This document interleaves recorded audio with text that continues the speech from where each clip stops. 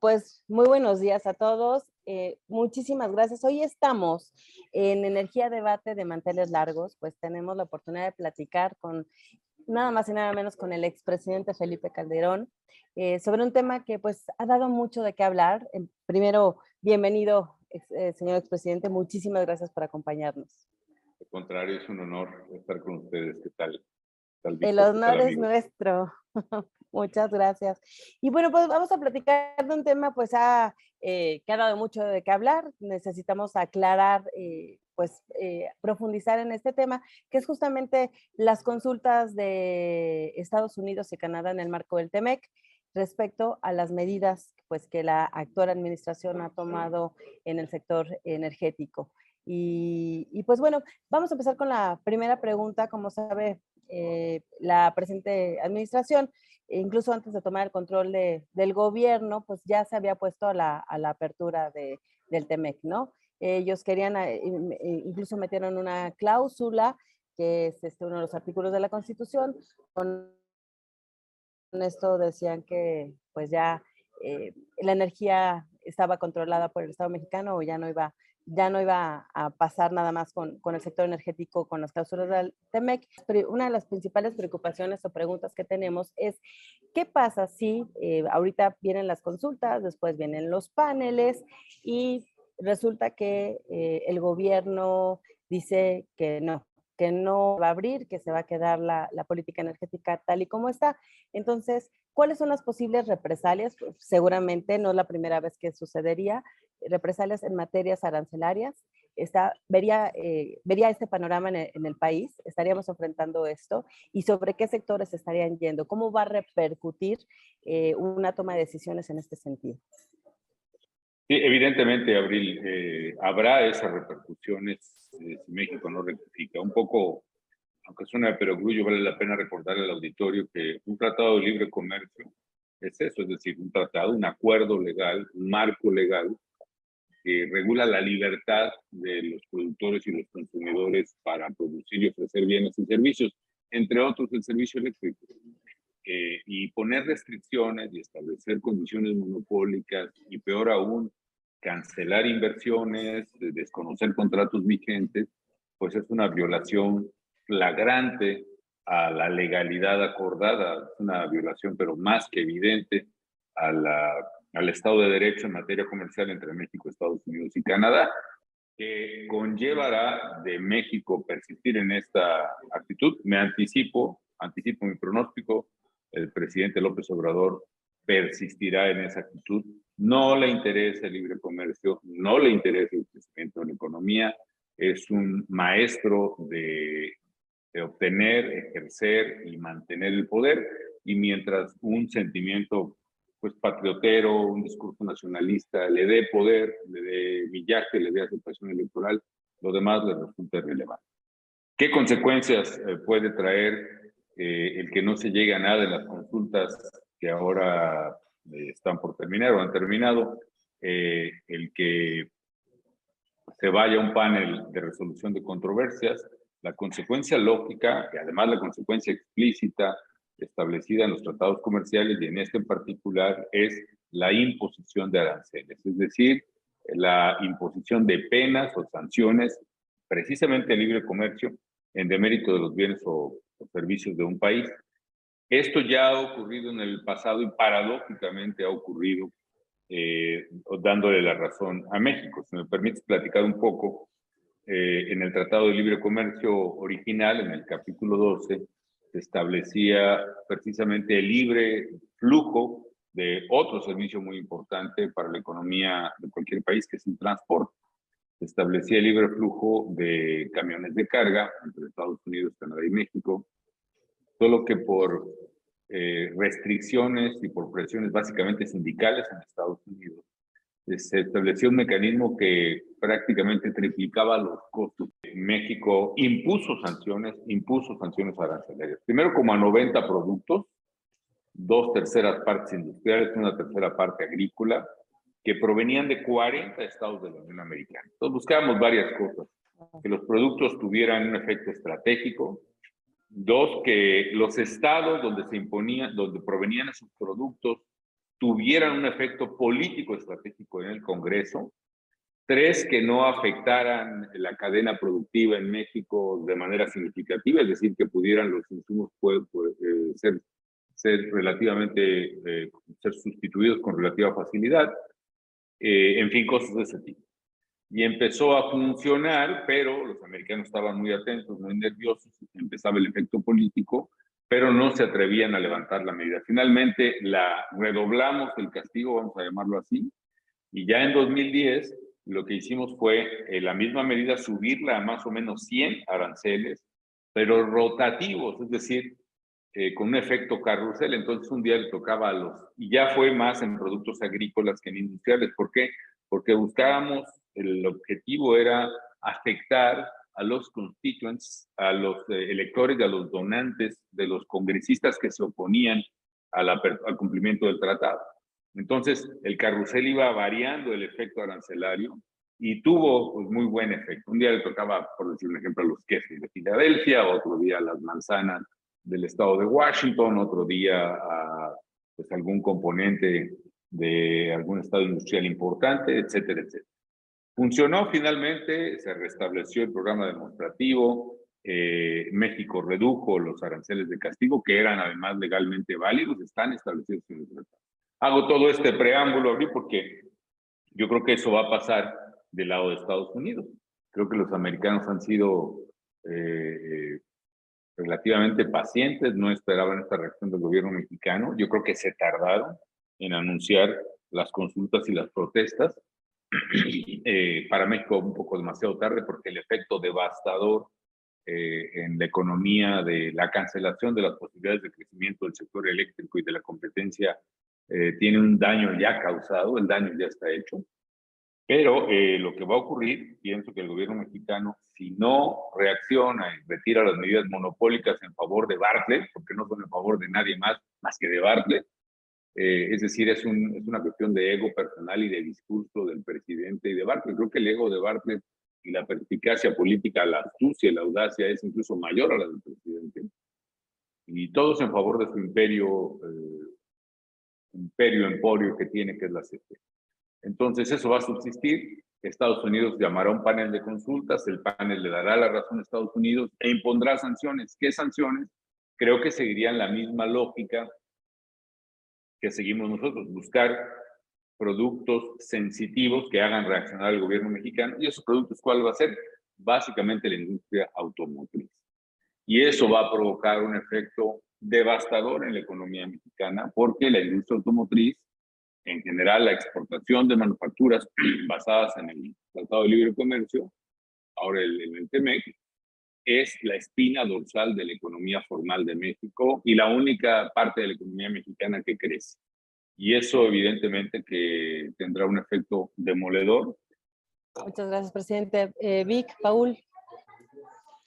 Es un tema súper interesante. La verdad es que creo que hay un temor importante de que parte de los aranceles vayan a golpear a nuestros sectores estrella, como el sector automotriz, sin duda, pero podría, desde su perspectiva, ¿cree que pudieran venir estas represalias, aranceles también del lado energético? Ahora sí, recordar también pues, que el sector energético mexicano depende bastante ahora del sector energético estadounidense, particularmente el de Texas. No sé si habrá alguna oposición misma de Texas porque esto pudiera tener una repercusión en la economía local de allá, pero bueno, ¿cree que jueguen también los aranceles del lado del sector energético?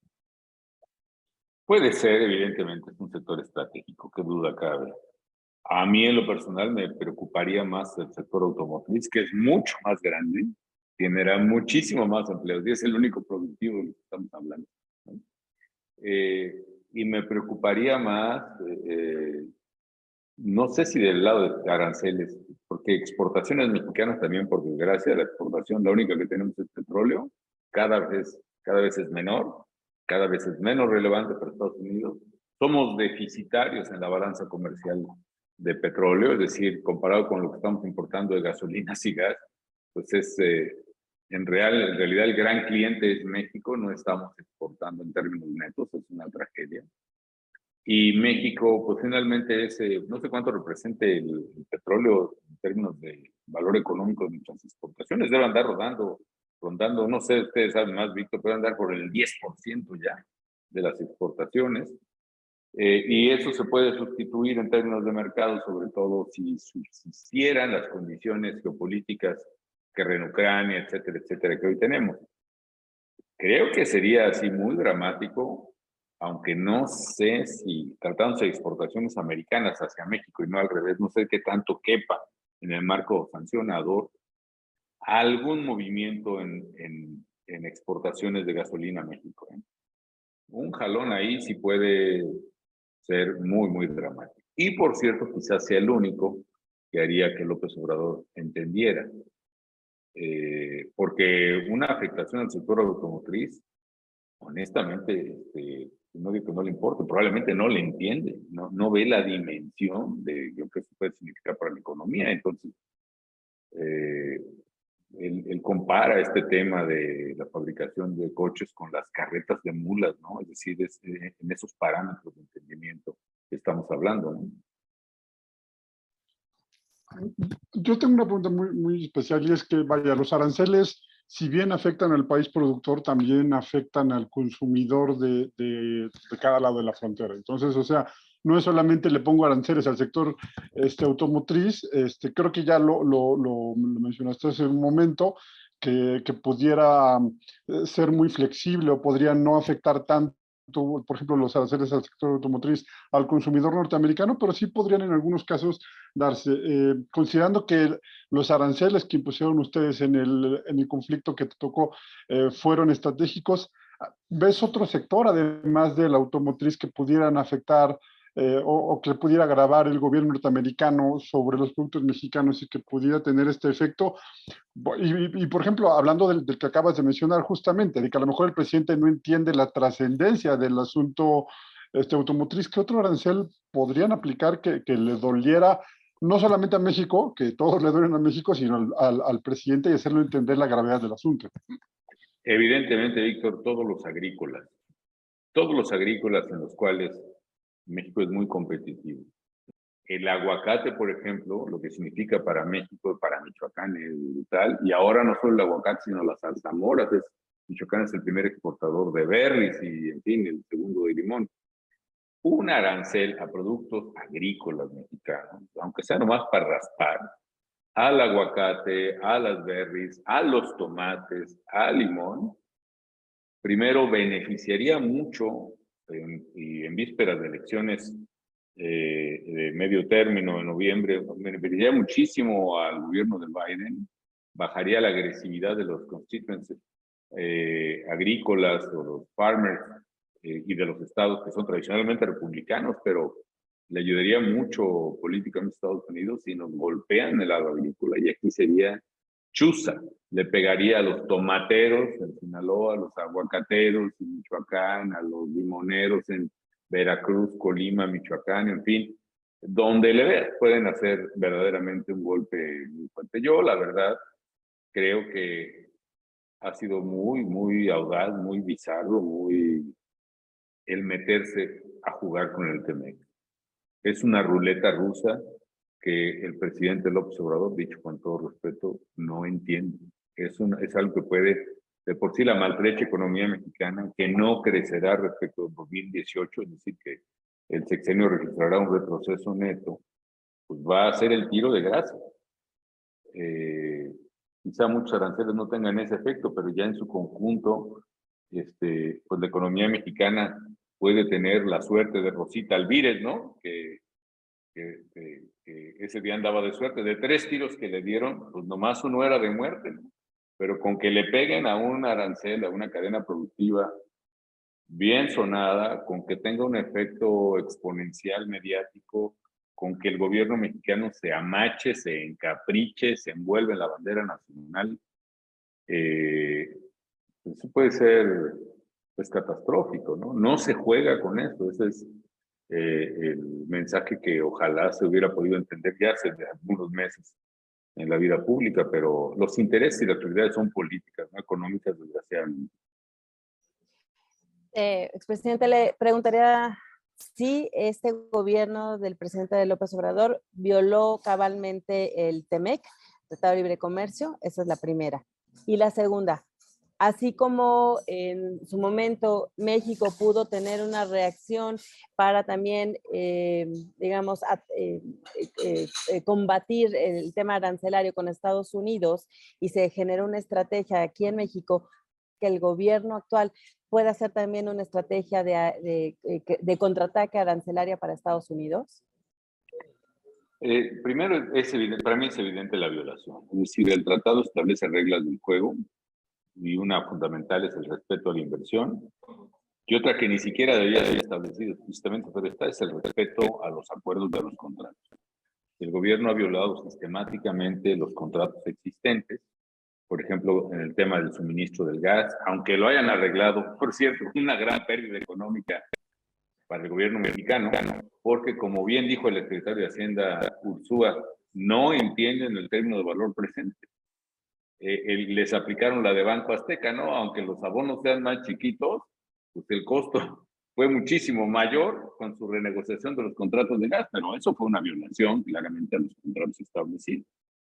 Varios contratos de suministro de Pemex, de CFE, en otros, la cancelación de inversiones ya autorizadas e incluso la cancelación de inversiones por autorizar, el comportamiento que ha tenido la CRE, la Comisión Reguladora de Energía, negando permisos hasta de gasolineras porque no llevan la concesión de Pemex, el nivel de corrupción, en fin, creo que la violación es masiva, es decir, insisto, en defensa reclamando por qué le marcan penalti, todavía tienen las manos de sangre, los puños llenos de sangre ahí, con el pobre delantero ahí tirado. La verdad es que hay una violación flagrante, primero. Y segundo, sí podemos entrar a una vez que Estados Unidos, ojalá no lo haga, imponga aranceles, creo que en lugar de llevar una política de reflexión y rectificación, envueltos en la bandera nacional, va a venir una andanada retaliatoria del lado de México hasta que no quede piedra sobre piedra del tratado comercial del lado de México, que es el gran, insisto, fuimos el gran ganador del TLC y vamos a ser el gran perdedor de continuar esta inercia así. Creo que el hecho que el presidente no abordar, no envolverse en la bandera nacional el 16 de septiembre con el tema del TEMEC, abriga todavía una pequeña brizna de esperanza de que se hagan las cosas correctamente, pero caray, yo ya estoy muy del lado de los... decía Gómez Morín que no haya ilusos para que no haya desilusionados. Yo estoy francamente del lado de los desilusionados con lo que resta de este sexenio, que puede ser pues eterno estos 2 años. Y en ese sentido, a mí me gustaría retomar este punto que acabas de mencionar y me parece muy interesante, que es, ¿podría existir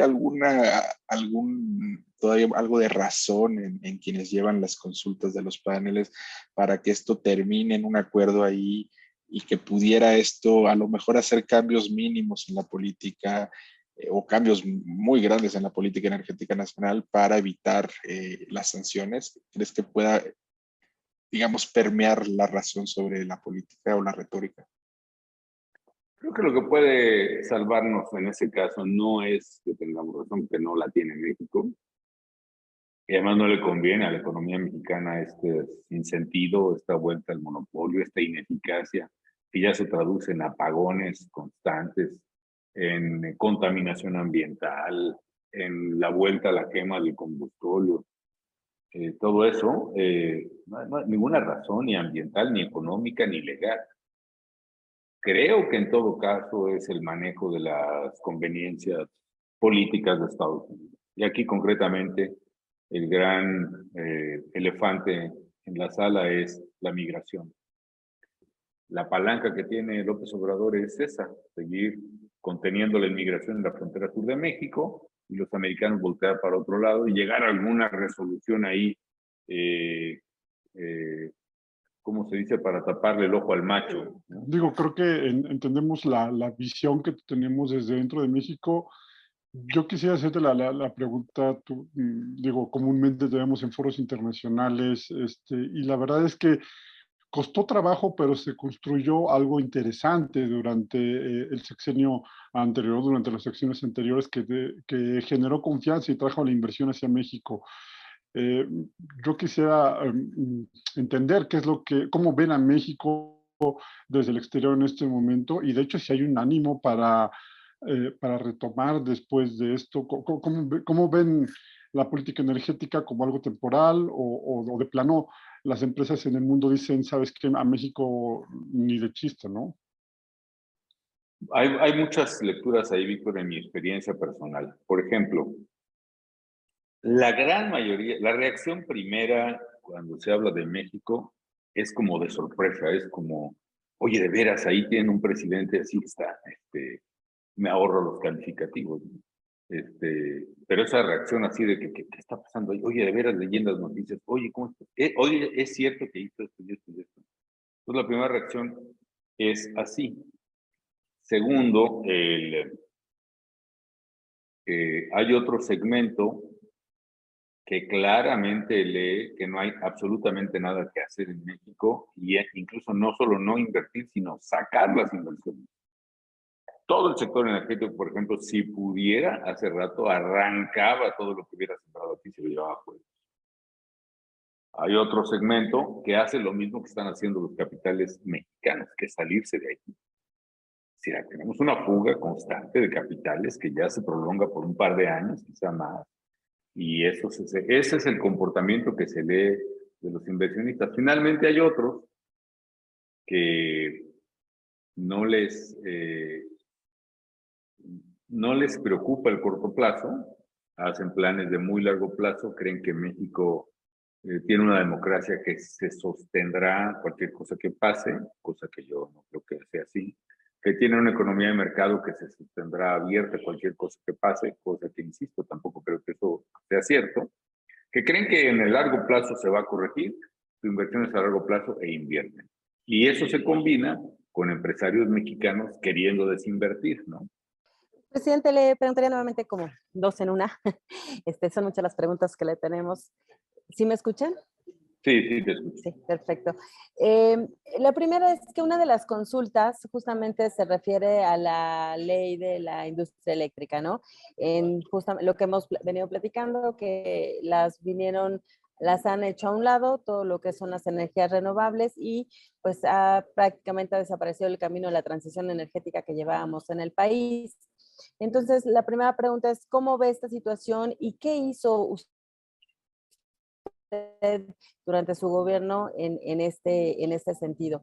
Y la segunda, que también ya ha venido usted comentándonos, es ¿qué pasará? ¿Cómo veamos tanto? ¿Lograremos la famosa autosuficiencia? ¿Lograremos no solamente autosuficiencia en hidrocarburos, sino también lograremos ser autosuficientes?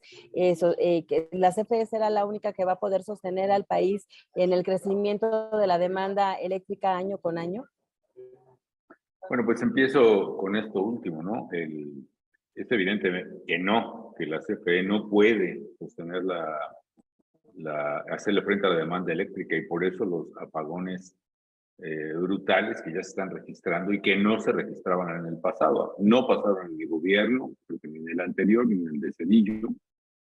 Y aquí ha habido por lo menos ya 4 o 5 mega apagones, ¿no? En el noreste, varios en la península de Yucatán, que se concatena con las conductas que ya estamos viendo. CFE no va a invertir, no va a ser inversión esencial por una sencilla razón, porque la prioridad, como empresa pública, tanto Pemex como CFE, tienen que pelear su presupuesto con otras necesidades nacionales. Sus decisiones no son de empresa, no son racionales, no son de eficiencia. Son decisiones de política presupuestal del presidente y los diputados. De aquí, la prioridad nacional es repartir dinero, es las pensiones para adultos mayores y jóvenes en el bienestar y sembrando, no, porque están sembrando, pero bueno. Esa es la prioridad, repartir dinero que da votos, punto. Y lo demás, no importa que se vaya la luz, no importa que fracase el aparato productivo, no importa. Lo importante es que haya 30 millones de beneficiarios recibiendo dinero aunque eso nos cueste 1.3 billones de pesos. Qué fácil se dice, ¿no? Yo no creo que México sea autosuficiente, no creo que vaya a hacerlo y no creo que deba hacerlo. Lo que México tiene que hacer es centrarse en sus ventajas comparativas, es decir, ser la máquina de exportación manufacturera tan exitosa que sí llegó a ser y que todavía es, concentrarse en eso. Y si tenemos que importar toda la gasolina, toda, que se importe. Si importando la gasolina nos evitamos 300,000 millones o no sé cuántos ya de pérdida de las refinerías, pues es un no-brain, es decir, la obsesión por hacer de México autosuficiente está haciendo que los recursos mexicanos se desvíen hacia acciones que no son productivas. Dos Bocas es el ejemplo más claro, es un tiradero de dinero para nada. 18,000 o 20,000 millones de dólares tirados a la basura, al pantano que desecaron, ponerse un crimen ambiental brutal, ¿eh? Eso de haber talado 300 hectáreas de mangle es un crimen ambiental que algunos pagarán, pero es dinero tirado realmente a la basura, no sirve de nada eso, no va a servir. México no va a ser autosuficiente en gasolina, no se va a producir gasolina ya, y si se produce va a ser muy cara llevar a los centros de consumo, y aún produciéndola faltan los residuales que produce el resto de las cafeteras, porque ellos ya son casi las... Tuvimos una recomposición de varias de ellas, la de Minatitlán, por ejemplo. Yo no creo en las autosuficiencias ni alimentarias ni energéticas.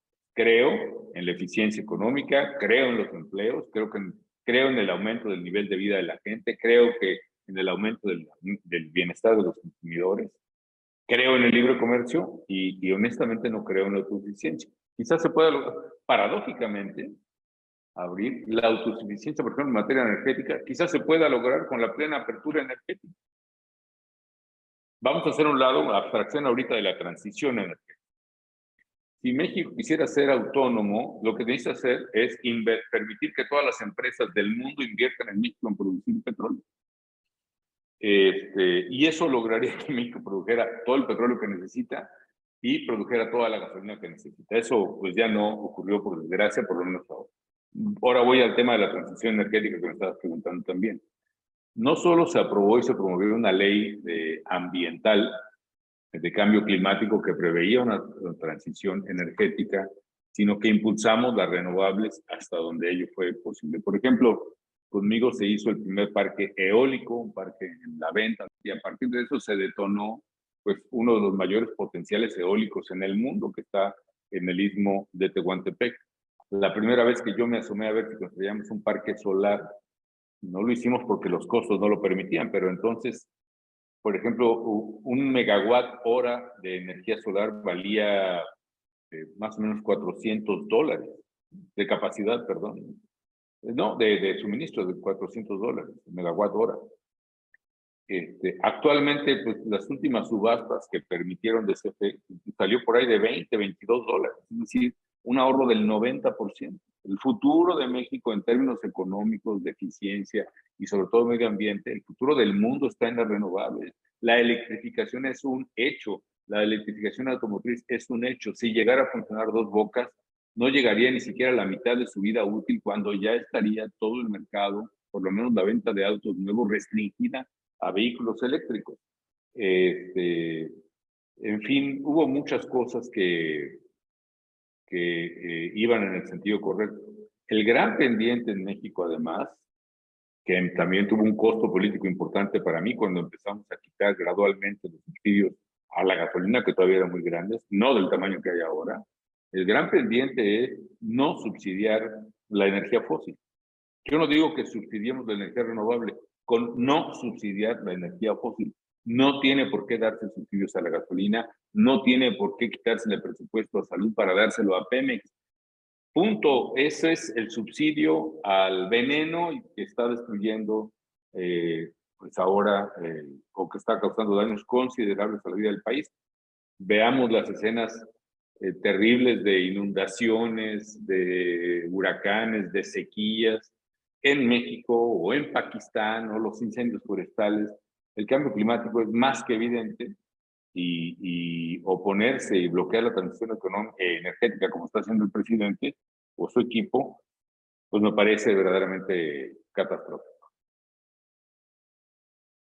Bueno, pues súper contentos con esta plática. Agradecemos muchísimo al expresidente Felipe Calderón, al expresidente de la República Mexicana, por querer y haber abierto esta plática con Energía Debate, con Víctor Ramírez y Paul Sánchez, su servidor Abril Moreno. Muchísimas gracias por esta entrevista, por darnos la oportunidad de conocer su visión, entender un poco más de cómo se ve México desde otra perspectiva, desde este concierto internacional y qué puede venir ahora con estos paneles del Tratado de Libre Comercio, qué va a pasar con el futuro del sector energético en el país en caso de que salgamos del tratado. Y bueno, parece ser que esta preocupación sigue siendo legítima y es algo que los mexicanos debemos estar informados, conscientes para saber cómo vamos a tomar decisiones para el futuro. Muchísimas gracias, señor presidente, expresidente. Víctor, Paul. Pues también muchísimas gracias al expresidente. Siempre es sano de repente ver la visión que se tiene en México desde otras latitudes y además con alguien que ya tuvo la experiencia de dirigir la administración pública en el país. Entonces, nuevamente muchísimas gracias. La experiencia de los aranceles, además muchísimas gracias por el espacio, por la apertura además para platicar los temas y pues espero que pronto podamos encontrarnos. Muchísimas gracias. Muchas gracias, expresidente Felipe Calderón, por platicarnos desde la experiencia los efectos que tendría pues una guerra comercial en aranceles en caso de que México perdiera las consultas. Esperemos que la voz de la razón siempre esté sobre la retórica política y que estos consultas terminen en buen puerto. Muchísimas gracias y excelente día. Gracias. Energía Debate.